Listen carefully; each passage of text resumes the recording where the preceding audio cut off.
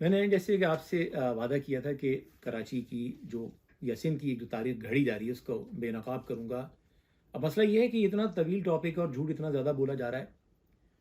مختصر طور پہ یہ کہوں گا کہ 1843 تک سندھ تو موجود تھا لیکن کراچی نامی شہر موجود نہیں تھا. اس کا ثبوت یہ ہے کہ اگر لاہور کے حوالے سے کوئی ڈیبیٹ نہیں ہے، لاہور کی اسپیلنگ پہ ڈیبیٹ نہیں ہے، دہلی کے حوالے سے ڈیبیٹ نہیں ہے، پشاور کے حوالے سے، کابل کے حوالے سے کوئی ڈیبیٹ نہیں ہے، کراچی کے نام پر ایک لمبی ڈیبیٹ موجود ہے. یعنی 1843 تک یہ نہیں پتا کہ مائی کلاچی تھا یا کراچی تھا یا سی سے تھا یا کاف سے تھا یا کے سے تھا. اتنی ساری ویریشنز ہیں. اب جو کہا جا رہا ہے، بار بار جھوٹ بولا جا رہا ہے کہ سندھ پر کبھی کوئی حملہ آور جو ہے وہ قابض نہیں ہو سکا، ٹوٹل فراڈ ہے. 1756 تک سندھ پر مغلوں کی حکمرانی تھی جناب. مغلوں نے جب یہ دیکھا کہ افغانستان لینڈ لاکڈ ہے، اس کی ایکسیس نہیں ہے سمندر تک، تو دہلی کورٹ سے باقاعدہ ایک فرمان کے ذریعے والی جو افغانستان ہے ان کو سندھ کا قبضہ دے دیا گیا. اس کے بعد افغانستان کی کورٹ سے سندھ کے جو ہے وہ امیر مقرر کیے گئے. یعنی نامنل آزادی تھی سندھ کی. یعنی افغان سے پہلے مغلوں کی. کراچی اس کو کہتے ہیں گاڈ فار سیکن، ایک چھوٹا سا علاقہ تھا. اب یہ پورا قضیہ کراچی کا کیسے شروع ہوا؟ برٹش انٹرسٹڈ تھے افغانستان جانے کے لیے. یہ میں بات کر رہا ہوں 19ویں صدی کی. برٹش چلے بھی گئے وہاں جا کے، انہوں نے اپنا ایک بندہ لا کے افغانستان کے تخت پہ بٹھا بھی دیا 1838 میں. لیکن اس کے بعد وہاں پہ مزاحمت ہوئی اور برٹش، میرا خیال ہے شاید چند درجن لوگ ہی بمشکل بچ پائے. 16,000 فوج تھی، کٹ کٹا کے ختم ہو گئی. اب برٹش کو بیسکلی شدید اس کا قلق تھا. اس دوران سندھ کے جو امیر افغانستان کے دربار سے نامینیٹ کیے جاتے تھے، وہ سندھ کا جو کنٹرول ہے پہلے وہ برٹش کو دے چکے تھے. ایک کے بعد ایک ٹریٹی. یہ میں نہیں کہہ رہا ہوں، یہ الیگزینڈر ایف بیلی کی کتاب ہے. یہ چارلس نیپیئر جس کو کہا جاتا ہے فاتح سندھ، اس کے چھوٹے بھائی نے، ولیم نیپیئر نے کتاب لکھی ہے. اس کے علاوہ ملٹیپل اور یہ کتابیں ہیں. ان سب میں ایک ہی بات بار بار لکھی گئی ہے کہ سندھ کا جو کنٹرول ہے وہ ایک ایک کر کے جو سندھ کے جو حکمران تھے جو افغانستان سے نامینیٹ کیے گئے تھے، انہوں نے ایک کے بعد ایک اگریمنٹ کر کے اب بالکل برٹش کے آگے سجدہ ریز تھے. لیکن برٹش کو پورا سندھ چاہیے تھا. 1839 میں یہ ان کتابوں میں موجود ہے کہ چند کشتیاں پہنچتی ہیں منوڑا کے ساحل پہ، بغیر کوئی فائر کیے منوڑا پہ قبضہ کر لیتی ہیں. یہ فروری کی بات ہے.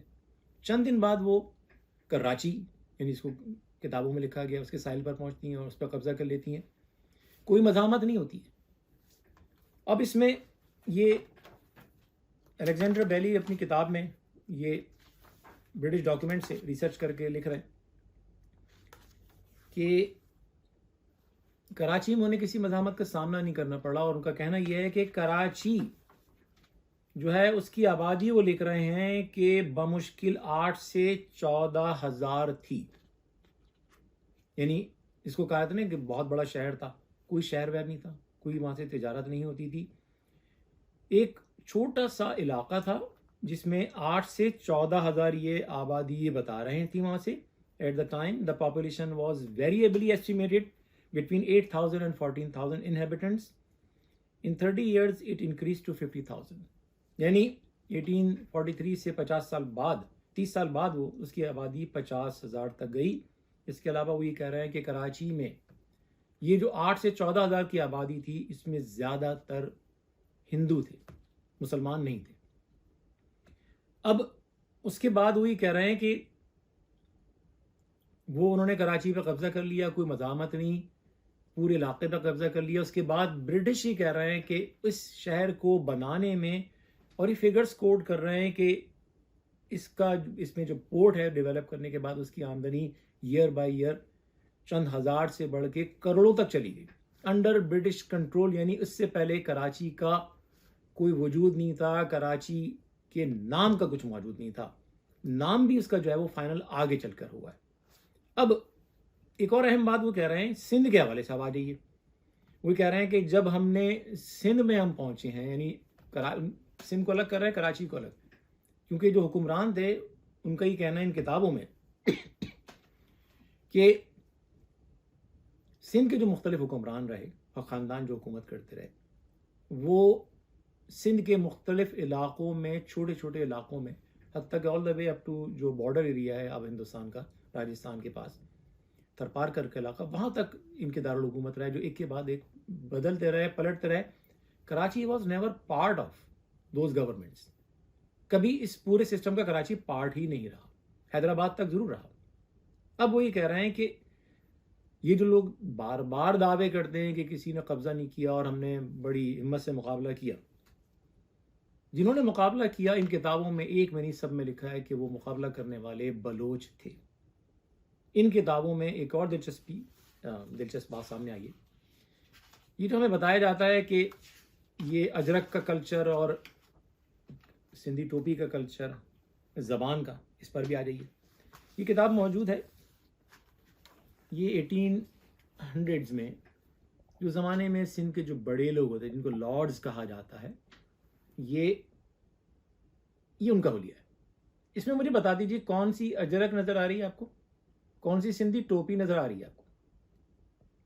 یہ جو تصویر اس بات کا ثبوت ہے کہ یہ پورا جو جھوٹ گڑا جا رہا ہے یہ پاکستان بننے کے بعد کریٹ کیا گیا ہے. ایک اور کتاب ہے، اس کا میں آگے چل کے حوالہ دوں گا، کہ ایوب خان اور بھٹو کی جب ملی بھگت ہوئی اور سندھی نیشنلزم کریٹ کیا گیا، تو اس میں جو ہے یہ پورا ڈرامہ جو ہے وہ سٹارٹ ہوا. اس سے پہلے اگر آپ دیکھ لیں تو یہ تو جیسے ٹرکش جو نیشن کے لوگ ہیں وہ جو ٹوپیاں پہنتے تھے بالکل اس ٹائپ کی یہ ٹوپی ہے.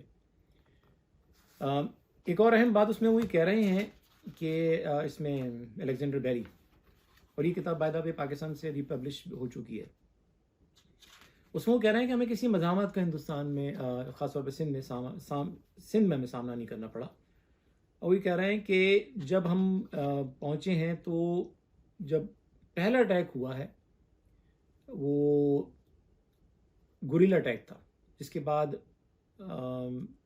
چارلس نیپیر نے پھر وہاں باقاعدہ فوج کشی کی ہے 1843 میں. اور کہہ رہے ہیں کہ جو پہلا گھمسان کا مارکا ہوا وہ میانی میں ہوا ہے. اب وہ اس میں یہ بھی کہہ رہے ہیں میانی میں کہ عام طور پر لوگوں کو یہ ہوتا ہے کہ جو نیٹو لوگ ہیں وہ سب سے زیادہ مقابلہ کرتے ہیں. مثال کے طور پہ اگر آپ افغانستان میں گئے ہیں تو افغانی جو ہیں وہ لڑنے آ گئے برٹش سے، پھر اس کے بعد رشین سے، سوویت یونین سے، اور پھر امریکہ سے لڑے. وہ کہہ رہے ہیں کہ وہاں پہ جو لڑا گیا ہے وہ لڑنے والے جو تھے وہ سندھی نہیں تھے. اگین میں یہ بات نہیں کہنا چاہ رہا تھا، لیکن اس میں صاف صاف لکھا ہے ان کتابوں میں کہ ان میں جو لڑنے والے تھے وہ سندھی نہیں تھے. اس میں وہ کہہ رہے ہیں کہ جب میانی کا جو مارکا ہوا ہے وہ جب ختم ہوا ہے تو اس میں وہ لکھ رہے ہیں کہ اس میں جب لاشیں گنی گئیں، دیکھی گئیں، تو اس میں لڑنے والے سارے ورڈ ہے بریو بلوچیز. جتنے لوگ شہید ہوئے سب بلوچ تھے، سندھی نہیں تھے. اس میں بلکہ یہ کہہ رہے ہیں کہ جن چند سندھیوں نے جنگ میں حصہ لیا انہوں نے برٹش کی طرف سے حصہ لیا. یہ میں نہیں کہہ رہا ہوں، اس کتاب میں موجود ہے. اور ایک نہیں کئی کتابیں، چارلس نیپیر کی کتاب کا حوالہ دے چکا ہوں، باقی میرے پاس PDF پر ہے تو وہ میں آپ کو شو نہیں کر سکتا انلیس کہ میں ان کو پرنٹ کروں. اب اس میں وہ صاف صاف یہ بھی کہہ رہے ہیں کہ سندھیوں کے بارے میں کہ یہ وہ کیوں نہیں مقابلہ کرتے. تو اس میں وہ اس کی وضاحت کر رہے ہیں کہ the Sindhi is not a man of war. He is by nature quiet and inoffensive. And he has been described as notoriously cowardly and dishonorable. یعنی dishonorable ہیں، اپنی بات کا جو ہے وہ مان نہیں رکھتے، اس کے علاوہ بدنامی کی حد تک، شرمناکی کی حد تک بزدل ہیں. Again these are really offensive words. میں کسی کے لیے بھی استعمال نہیں کرنا چاہتا ہوں، لیکن جب آپ ایک جھوٹی تاریخ آپ گڑھیں گے اور جب آپ یہ کہیں گے جو عرب پتی اس زمانے کے خرب پتی لوگ تھے ان کو آپ کہیں ننگے اور بھوکے، اور جو کنگلے تھے جو بزدل تھے ان کو آپ ہیرو بنا کے پیش کریں گے، تو کسی کو تو سچ بولنا پڑے گا نا. اگر آپ جھوٹ نہیں بولیں گے تو ہمیں سچ سامنے لانے کی ضرورت نہیں ہے. اب وہی کہہ رہے ہیں کہ جب لاشیں گنی جا رہی ہیں تو ان میں سندھی نہیں ہے، کیونکہ سندھی بزدل ہیں بنیادی طور پہ. کتاب کہہ رہی ہے، میں نہیں کہہ رہا ہوں. اب سندھ پہ جب یہ جو پورا واقعہ ہوا، ایک نعرہ آپ سنتے ہیں. بلاول بھٹو نے بھی جب MQM کی طرف سے انٹرمیٹنٹلی جب شوشہ چھوڑا جاتا ہے صوبے کا، تو ایک چھوڑا گیا تھا سندھ 1 سندھ 2 یا صوبے کا، تو بلاول بھٹو نے کہا تھا کہ مرویسوں سندھ نہ ڈیسوں. اب میں مرویسوں سندھ نہ ڈیسوں کی بھی ہسٹری تھوڑی سی بیان کرنا چاہوں گا، تاکہ وہ لوگ جن کو گمراہ کیا جاتا رہا ہے ان کے سامنے بھی تاریخی حقائق آ سکیں. جیسے میں نے مسلسل عرض کر رہا ہوں کہ حقائق بیان کرنا بہت ضروری ہو گیا ہے. اب یہ جو بار بار نعرہ لگایا جاتا ہے کہ مرویسوں سندھ نہ ڈیسوں، سب سے پہلے تو میں آپ کو بتا دوں کہ یہ جس زبان میں نعرہ ہے وہ سندھی ہے ہی نہیں. جس نے نعرہ لگایا وہ سندھی نہیں تھا. یہ جہاں نعرہ جس سے منسوب ہے ہوش محمد شیدی. اب یہ کون تھا؟ تاریخی کتابوں میں دو تعبیلات ہیں، دو توجیہات ہیں، دو ایکسپلینیشنز ہیں. ایک میں کہا گیا ہے کہ یہ دونوں میں یہ اس بات پر اتفاق ہے کہ سندھی نہیں تھے ہوش محمد شیدی، یہ افریقہ سے آئے ہوئے تھے، سیاہ فام تھے. اس بات پر سب کا اتفاق ہے. کچھ اکاؤنٹس جو ہیں ہسٹری کے کہتے ہیں کہ یہ ان کے آباء و اجداد وہاں سے آئے تھے اور یہ سیکنڈ جنریشن تھے، یہ سندھ میں پیدا ہوئے، یا کچھ کہتے ہیں مکران میں پیدا ہوئے. بہت سارے لوگوں کا اس پر اتفاق ہے کہ یہ خود مائیگرنٹ تھے، سیکنڈ جنریشن نہیں تھے بلکہ فرسٹ جنریشن تھے. جس پر کسی کو اختلاف نہیں ہے وہ یہ ہے کہ یہ سندھی نہیں تھے. جس پر کسی کو اختلاف نہیں ہے وہ یہ ہے کہ مرویسوں کا نعرہ سندھی زبان میں نہیں ہے بلکہ سرائکی زبان میں ہے.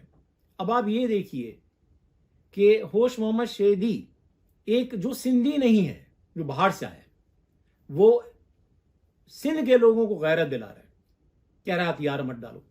یہ جو تم ایک کے بعد ایک اگریمنٹ سائن کیے جا رہے ہو، تالپوروں سے کہہ رہا ہے کہ یہ جو آپ کنٹرول دیے جا رہے ہیں سندھ کو، یہ غلط ہے، ہمیں لڑنا چاہیے. ایک بات اور کہ جس سندھی زبان کو بھٹو نے مسلط کرنے کی کوشش کی قومی زبان کے اوپر، وہ زبان اس زمانے میں اتنی کمزور تھی کہ اس زمانے کے جو سندھی جن کو کہا جاتا حکمران، ان کے گھروں میں سرائکی بولی جاتی تھی. یعنی نہ سندھی ٹوپی کا کلچر تھا، نہ اجرک کا کلچر تھا، نہ پیسہ ان کے پاس، نہ زمینیں ان کے پاس، نہ زبان ان کے پاس. جناب والا مان لیجئے تاریخی تلخ حقیقت کہ یہ جو آپ جھوٹ بول رہے ہیں اس کی بنیاد بھٹو نے ڈالی ہے. یہ آمریت کی پیداوار ہے. پورا جو آپ کا کلچر ہے جس کو کریٹ کیا گیا، اور جس نے کریٹ کیا گیا ہے اس کو کہا جاتا ہے پاکستان میں کہ بھٹو جو ہے وہ جمہوریت کا سب سے بڑا چیمپئن. میں انشاءاللہ حقائق کے ساتھ اسٹینلے وولپرٹ کی جو کتاب ہے وہ، اور پروفیسر ایئن ٹالبرٹ جنہوں نے حال ہی میں کچھ بڑی امپورٹنٹ چیزیں نکالی ہیں، میں ان کو کوٹ کروں گا کہ بھٹو کی سیاست کا آغاز سے لے کے اینڈ تک بھٹو سوائے ایک فیشسٹ کے اقتدار کے بھوکے سیاستدان کے کچھ نہیں تھا. اس کو نہ پاکستان سے محبت تھی، نہ سندھ سے محبت تھی، اس کو صرف اپنی ذات سے محبت تھی. اب دوست محمد شیدی کی طرف آتے ہیں کہ ایک نان سندھی نے سرائکی میں نعرہ لگایا. آج اس کو سندھی قوم پرست کہتے ہیں کہ وہ ہمارا لیڈر تھا. سوال یہ کہ آپ کا اپنا کوئی کیوں لیڈر نظر نہیں آتا؟ آپ کی زبان میں نعرہ کیوں نہیں لگا؟ ٹیپو سلطان تو ہمیں مل جاتا ہے، لیکن آپ کو سندھ سے کوئی نہیں ملتا، موجود نہیں تھا، کیونکہ مزاحمت کی روایت نہیں تھی. ہمیشہ جو ہے سندھ کے جو غریب لوگ ہیں ان کو جعلی نیشنلزم فیڈ کیا گیا، ان کو پاکستان کے خلاف بھڑکایا گیا، اسلام کے خلاف بھڑکایا گیا. اب آپ یہ دیکھ لیجئے کہ سندھ سب سے زیادہ فائدے میں، پاکستان بننے کا سب سے زیادہ فائدہ سندھیوں کو ہوا ہے. یہ بیلیز جو لکھتے ہیں وہ بھی یہ کہہ رہے ہیں کہ اگر آپ غور کریں تو جو سندھی جو لوگ تھے وہ برٹش کے آنے سے فائدے میں رہے، کیونکہ ان پر بلوچوں کی حکمرانی رہی. بلوچ زیادہ بریو سمجھے جاتے تھے، اسکلڈ تھے لڑنے میں. انہوں نے سندھ پہ قبضہ بھی کیا، انہوں نے سندھ کو ڈیفینڈ بھی کیا، سب سے زیادہ قربانیاں بھی دی انہوں نے. تو جو نیٹو تھے سندھ کے، وہ نہ سرائکیوں سے لڑ پاتے تھے، نہ ان سے لڑ پاتے تھے بلوچوں سے. برٹش کی صورت میں ان کو غیبی مدد آ گئی، تو ان کی تو خواہش پوری ہو گئی. اس طرح اب جو ہے وہ کم از کم بلوچ اس علاقے سے باہر ہو گئے. پھر مہاجروں نے مسلم اقلیتی صوبوں سے تحریک چلائی، اور اس کے بعد انہوں نے انگریزوں سے بھی نجات دلائی. اور اس کے بعد تقسیم جب ہوئی تو اس کے نتیجے میں سندھ میں 90% جو ایگریکلچر لینڈ تھی وہ ہندوؤں کی ملکیت تھی. اب وہ ساری لینڈ جو ہے وہ سندھیوں کے پاس چلی گئی، مسلمان سندھیوں کے پاس. بغیر لڑے انہوں نے بلوچوں سے بھی جان چھڑائی، انہوں نے انگریزوں سے بھی جان چھڑائی، انہوں نے ہندوؤں سے بھی جان چھڑائی. اور آج سندھ کے اقتدار پر قابض ہو کے مردم شماری میں دھاندلی کر کے، حلقہ بندیوں میں دھاندلی کر کے، کوٹا سسٹم لگا کے، نیشنلائزیشن کر کے، پاکستان نہ کھپے کے نعرے لگا کے، فوج کو اسٹیبلشمنٹ کو بلیک میل کر کے آج وہ صوبے کے مالک بنے بیٹھے ہیں. اور آج بھی ان کا کہنا یہ ہے کہ مہاجروں کو افغانیوں سے لڑنا چاہیے، مہاجروں کو پشتونوں سے لڑنا چاہیے. اقتدار کے آپ مالک ہیں، صوبہ آپ چلا رہے ہیں، پولیس آپ کے کنٹرول میں، رینجرز آپ کے کنٹرول میں، انتظامیہ آپ کے کنٹرول میں.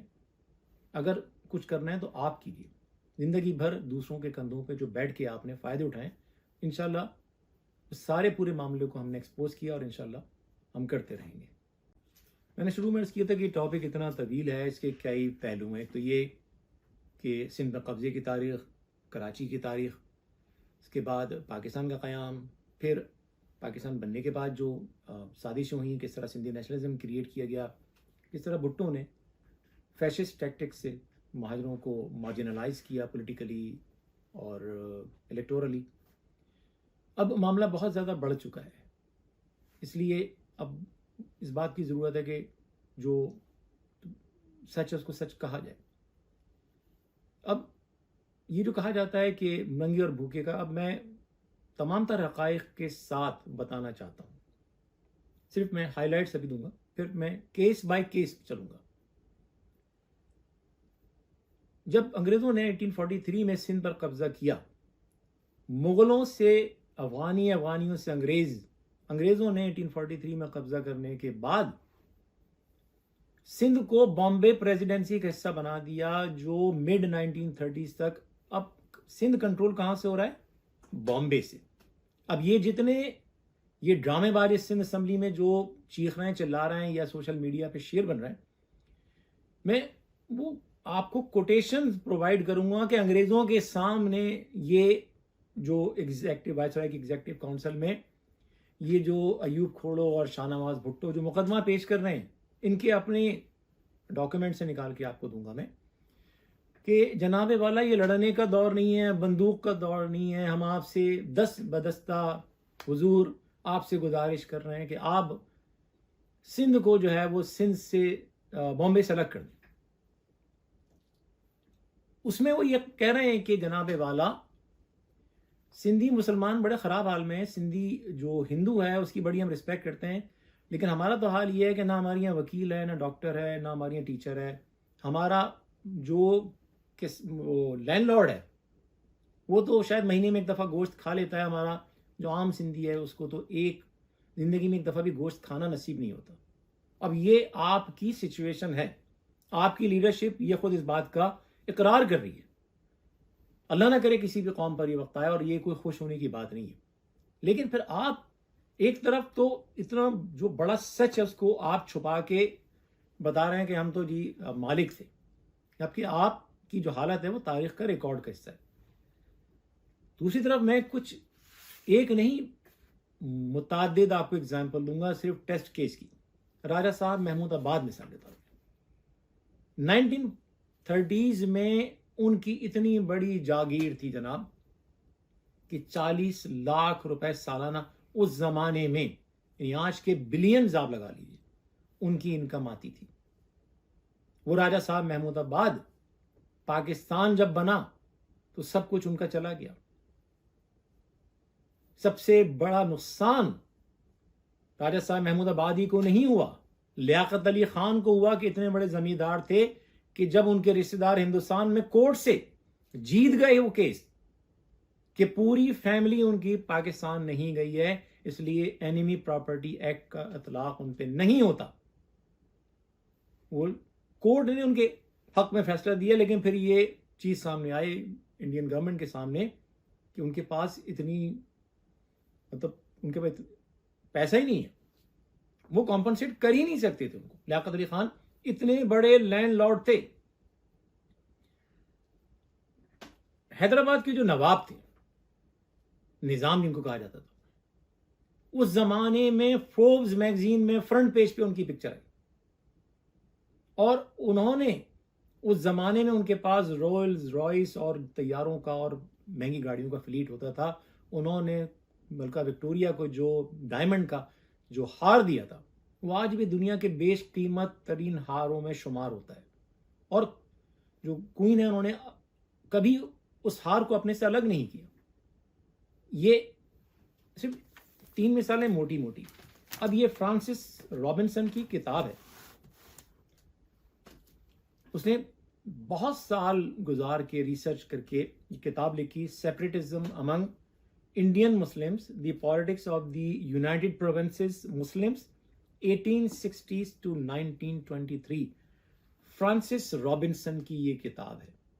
اب اس کتاب میں اس نے باقاعدہ گوشوارے دیے ہیں، ٹیبل دیے ہیں کہ جو یو پی کے جو مسلمان تھے، 13, 14, 15, 17% ان کی آبادی تھی ہندوستان کے مختلف علاقوں میں، لیکن سول سروسز، جوڈیشری اور جو ڈفرنٹ ڈپارٹمنٹس ہیں ان میں 40 سے 50% ان کی ریپرزنٹیشن تھی۔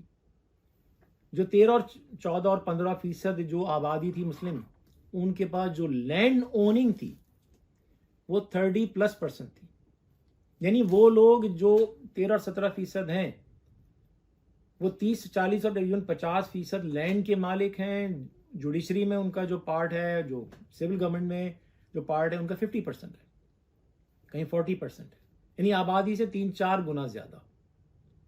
یہ وہ لوگ ہیں جو کہ مالی طور پر انتہائی خوشحال تھے، جن کے پاس لینڈ موجود تھی، جن کے پاس کلچر موجود تھا، جن کے بارے میں لکھنؤ، اودھ، حیدرآباد، دہلی، بامبے کوئی اختلاف نہیں ہے کہ یہ شہر موجود تھے۔ کراچی کا تو کوئی ریکارڈ نہیں نا، یہ شہر تو موجود تھے، صدیوں سے موجود تھے۔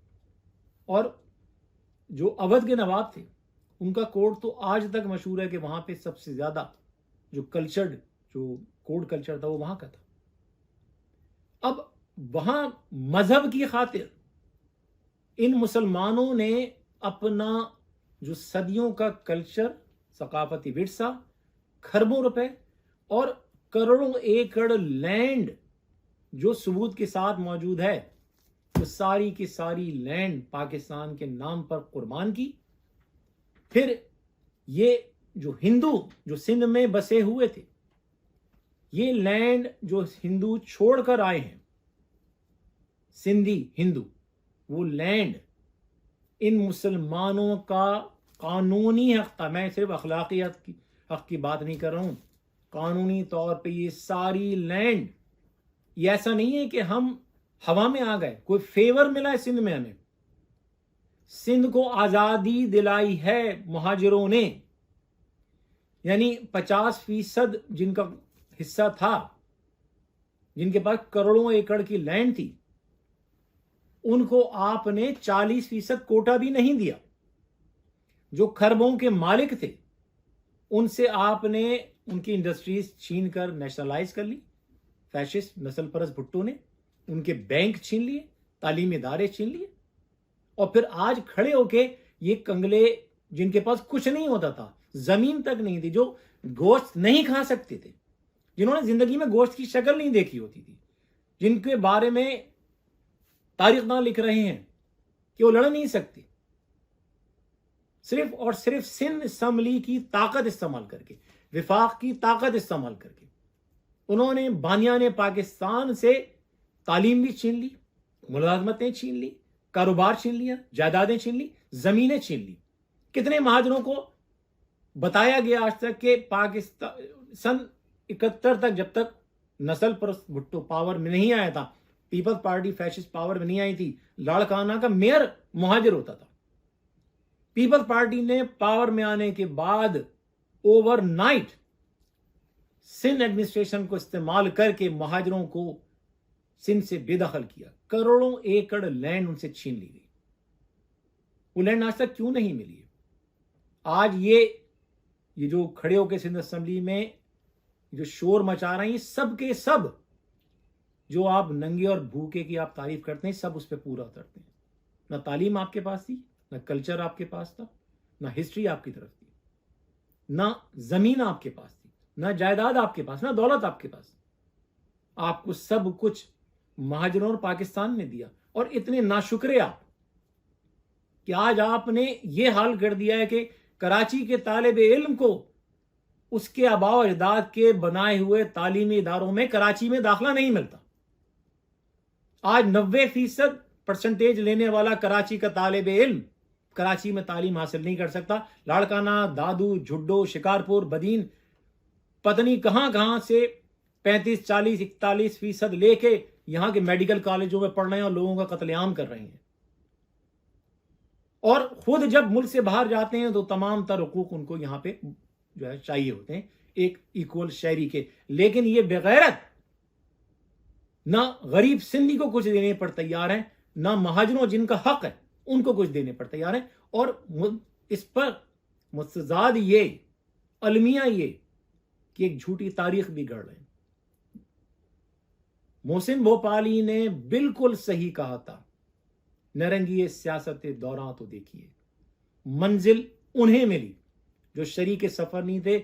आज आप तारीख पाकिस्तान की, मेरे पास तकरीबन तमाम इंपॉर्टेंट किताबें मौजूद है। मुझे एक किताब, एक तस्वीर दिखा दीजिए कि पाकिस्तान बनने के नाम पे कोई अजरक और टोपी वाला आदमी बट के रहेगा, हिंदुस्तान लेके रहेगा, पाकिस्तान का नारा लगा रहा हो। कोई लाश दिखा दीजिए कि ये पाकिस्तान बनने के नाम पे ये इसने अपनी जान दे दी। दूसरी जानिब मैं आपको ऐसी हजारों दस्तावेजात दिखा सकता हूं कि पाकिस्तान बनने के नाम पर मुस्लिम अक़लियती सूबों के मुसलमानों के साथ उस वक्त भी बुरा सलूक, और आज भी वो पाकिस्तान बनाने का खराज दे रहे हैं। आज जो कुछ हिंदुस्तान का मुसलमान आज जो फेस कर रहा है वो पाकिस्तान बनाने की प्राइस है। खुदा के अजाब से डरो पाकिस्तान के हुक्मरानों। अगर आपको ताकत मिली है तो इन मुसलमानों की कुर्बानियों की वजह से मिली जो मुस्लिम अक़लियती सूबों में रहते थे और रहते हैं। खुदा का अजाब आज इसलिए आ रहा है इस रियासत पे, इसीलिए रुस्वा हो रहे हैं कि आपने इस वतन को जिन्होंने बनाया रियासत के लिए नहीं बनाया था, इख्तिदार के लिए नहीं बनाया था, अल्लाह के नाम पर बनाया था। उनके साथ आपने जो सलूक यहां किया हुआ है, अगर आपने उसकी तलाफी नहीं की तो खुदा के अजाब से आपको कोई नहीं बचाएगा। हजरत अली ने ये कुल्लिया बयान कर दिया था, अब से नहीं 1400 साल पहले, कि कुफ्र की हुकूमत चल सकती है, जुल्म की नहीं चल सकती। आज महाजरों पर, शहरी सिंध पर जो जुल्म हो रहा है उसकी कोई तारीख नहीं है। इस जुल्म को बंद कीजिए।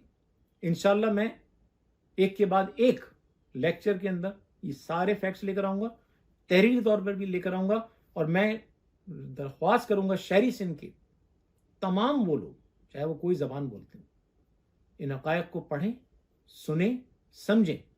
जो आपसे कहे, कभी कहे कि नंगा और भूखा, ये तारीख उनके सामने पेश कीजिए, उनको बता दीजिए कि तारीखदार आपको क्या कहते हैं, और बताइए कि राजा साहब महमूदाबाद कौन थे, लियाकत अली खान कौन थे, निज़ाम दक्कन कौन थे, हैदराबाद के जो निज़ाम थे, अवध की रियासत क्या होती थी, ये यूपी के मुसलमान कौन होते थे जिनके पास करोड़ों एकड़ लैंड थी।